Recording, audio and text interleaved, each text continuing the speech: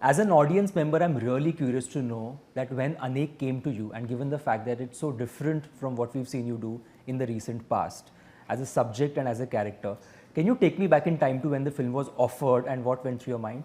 I have a certain karmic connection with Anubhav Sinha sir, and while we were shooting for this end grade song of Article 15, we were discussing a lot of subjects. We keep on discussing a lot of subjects, and I told him about my experiences with the Northeast students in Chandigarh. Like there was one Northeast student in my theatre group, my band, and he used to tell me about the racial abuse or slurs they get to know from the mainland people. So that was really disheartening. Like my induction towards this happened when I was 18, 19, and Anubhav also know a lot of Northeasterners. So I think it comes with empathy. So he wrote a script and I read it, I loved it. He then also included a lot of politics of that region. So made a very, very intriguing, complex narrative.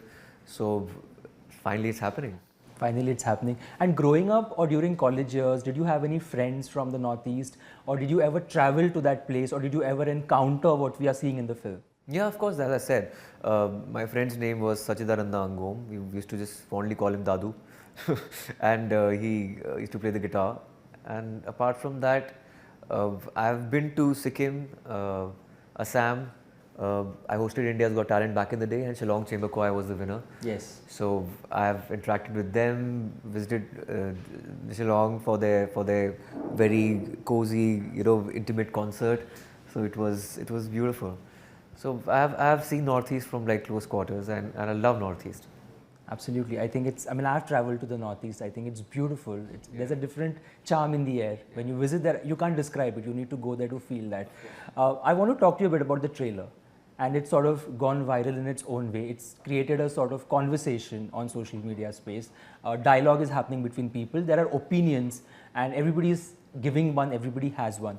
There is a certain scene in the trailer which is in the car when you're driving, and there is this conversation between two people where you talk about Hindi. How does one decide you're an Indian? Is it because you're in the north? Is it because you're in the south?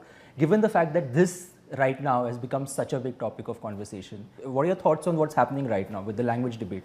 I think it's just landed this place because we shot the film a year back, and it just became topical because we have this large scene in the film which just talks about the language and the demography and different people, different kinds dwelling in one nation called India, and it was just a pertinent question in the film: what does it take to be an Indian? And I really feel that you cannot really give importance to one particular language. This is not that country because it's multilingual. Every language is important, every person is important, and we just don't talk in one language in our country. Like even in Indian cinema or generally in life, we at least include mixed three languages. Like in a film, if I'm shooting in UP, for example, I will be mixing Hindi, Urdu and Braj Bhasha or Khadi Boli.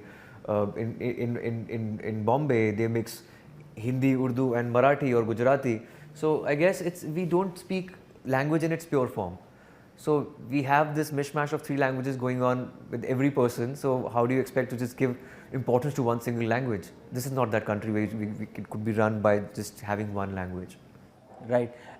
If I had to ask you the question which you both are talking about in the car sequence, which is what does it take to be an Indian? What is your definition of being an Indian?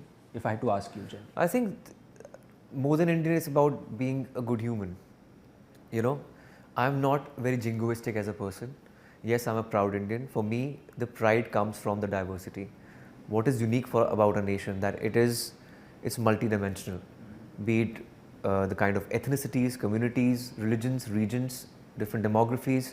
I think we are blessed that we are living in a country where, that's why it's called a subcontinent. We see every kind of people, every kind of region in this country. We have a cold desert, hot desert, we have like seashore, we have Himalayas, we have everything in this one India.